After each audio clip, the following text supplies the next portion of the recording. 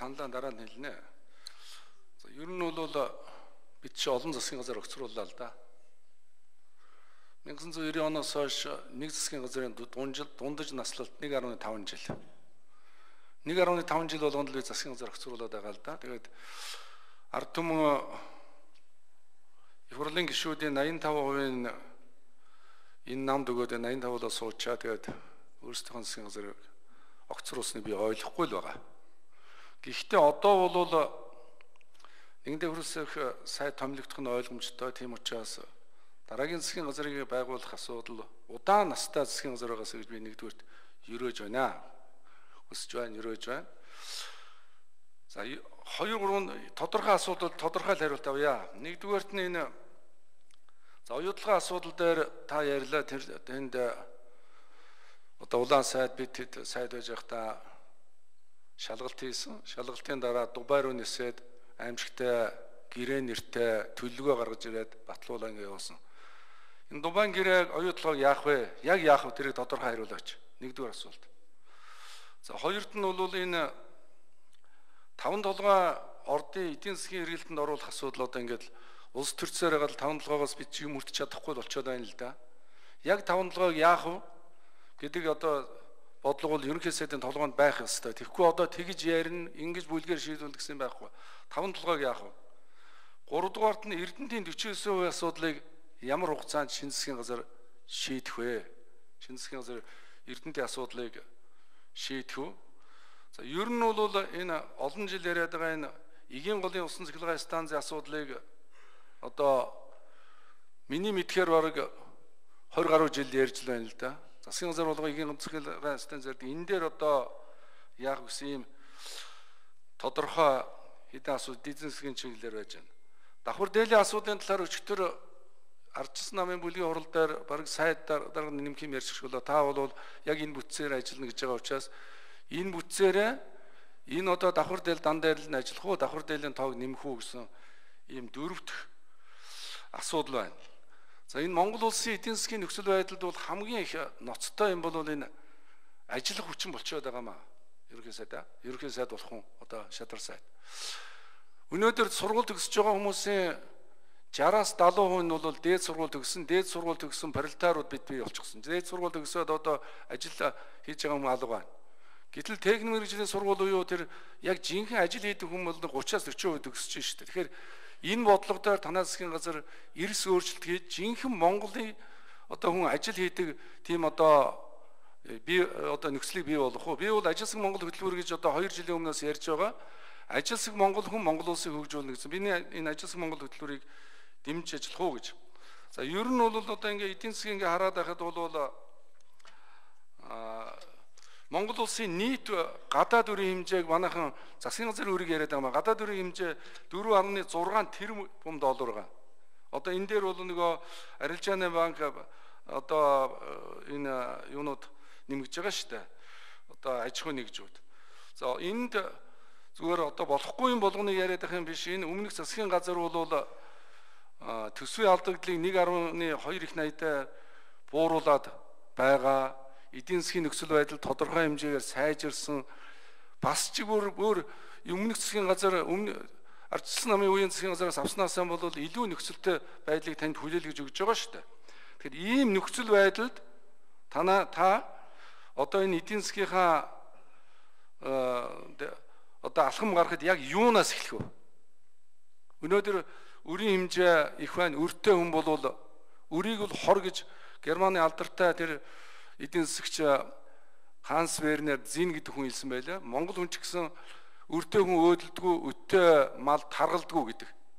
Тийм учраас энэ өрийн асуудал бол их чухал байгаа. Сая ч ганц хоёр юмнууд ярьж байна. Гэхдээ тоо яриад байгаа болохоос биш өрийг өрөөр дарна, бондыг бондоор дарна гэсэн нэг юм 2 3 хэлээд байгаа. Яг энэ дээр ямар тодорхой одоо ажил хийх вэ? Миний энэ асуудал болгонд их тодорхой хариу ирэхгүй бол тэрний дараа тэгж ажиллана гэсэн юу бол би сонсомоор байна. Их тодорхой асуултууд тавилаа, тодорхой хариулт сонсомоор байна. Баярлалаа. Эдуард микрофон нэр дэвшигч хариулна. За баярлалаа. Оюутлага Дубайн гэрээний асуудлыг шалгаж үзнэ. шалгагдсан асуудлууд байгаа. Үнэхээр Монгол улсын хууль тогтоом зөрчсөн, үнэхээр Монгол улсын эрх ашигт үл нийцсэн ийм асуудал гарсан бол бид нар Монгол улсын хуулийн хүрээнд, олон улсын гэрээ конвенцийн хүрээнд энэ асуудлыг шийдвэрлэх ёстой л гэж бодож байна. 1. 2. 5 асуудал байна. 5 хөдлөх ёстой. Үүнтэй бүгд санал нийлдэг. Харин яаж хөдлөх вэ гэдэг дээр бол маш сайн ярилцах ёстой гэж бодож байна. Эцсийн шийдвэрийг би улсын их хурл гаргана гэж бодож байгаа. Миний барих зарчим бол энэ 5 толгой бол ард түмний өмчөрөнгө. Манай үндэсний компаниуд энэ 5 толгойг өөрсдөө ашиглах бүрэн боломж байгаа хаа гэж би бодож байгаа. Ард түмэн 5 толгой өөрөө ашиглаж ард түмний компаниуд, Монголын компаниуд энийг эзэмших нь Монгол улсын язгуур ашигт нийцсэн гэж би үздэг хүн багамаа.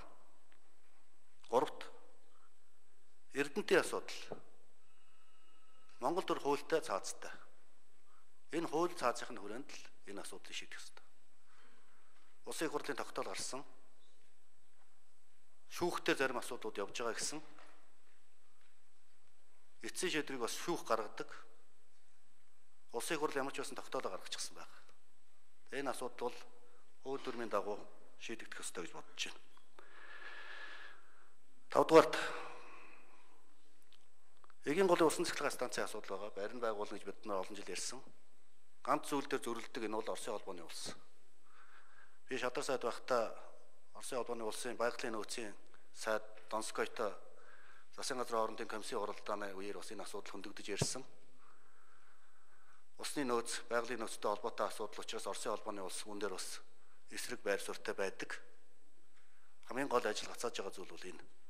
Тэрнээс биш төсөл хөтөлбөр бусад зүйлүүд нь хийгдчихсэн. Хөдлөхөд бас бэлэн байгаа юм төсөл байгаамаа. Тэгээ ер нь нэг дутагдaltaй юм байгаа. Бид нар олон зүйл хэрэгжүүлэе гэж боддог боловч харамсалтай нь бэлэн төсөл хөтөлбөр байдаггүй. Зураг төсөл байдаггүй. Ярианы төдий байдаг. Зураг төсөл нь бэлэн болчихсон хөтөлбөр маш цөөх. Эдийн засгийн тооцоо судалгаа хийгдээгүй. Яриа төдий явж байгаа юм том хөтөлбөрүүд төслүүд бас байна. За 6-ад нь давхар дээлийн асуудал. Би энэ засгийн газрыг бяртай засгийн газар байгаасаа гэж бодож байна. Өмнөө тавьсан асуудлаа шийдвэрлэж чаддаг. Монгол улсын ерөнхийлөгч, улсын их хурлын институтуудтай хамтарч ажиллаж чаддаг. Асуудлаа ярьж чаддаг, шийдвэр гаргаж чаддаг. Улс орны өмнө тохиолдоод байгаа тулаад байгаа энэ хүндрэлтэй асуудлуудыг шийдвэрлэх юм хүч нөөцтэй чадвартай засгийн газар байгаасаа гэж бодож байгаа. Тийм учраас би энэ засгийн газрыг парламентаас бүрдэх ийм засгийн газар байх болов уу гэж бодож байна.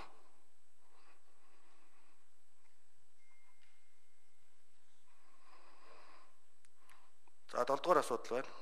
Ажиллах хүчин. Би төвч тавдаг сайтаа гишүүдтэй яг санал нэг байна.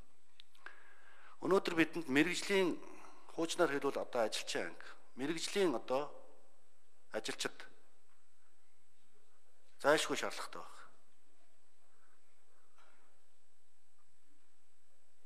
Бодогчин, шаварчин, тариаланч, агрономч, инженерүүд, гагнуурчин, токорчин гэдэг.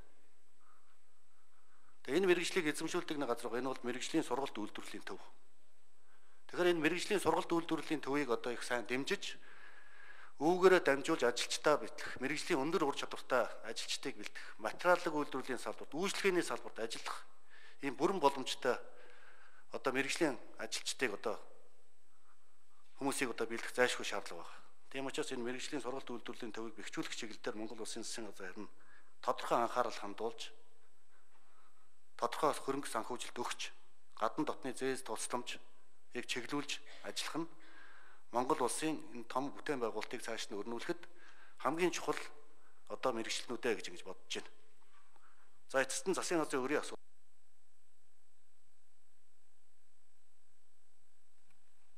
За оюун чим гишүүн.